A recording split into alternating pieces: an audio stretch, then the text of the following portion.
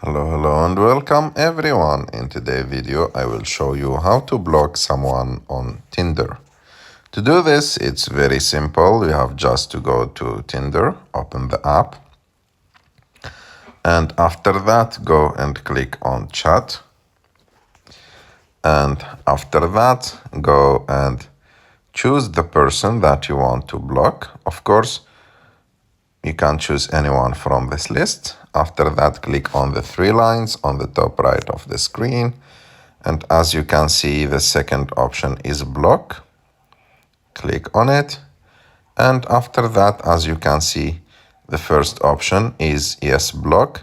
So if you want to really block that person, you have to click on yes, block, and that's it. I hope that you like this video. If you like this video, don't forget to subscribe to our channel, to like this video, and see you in the next one.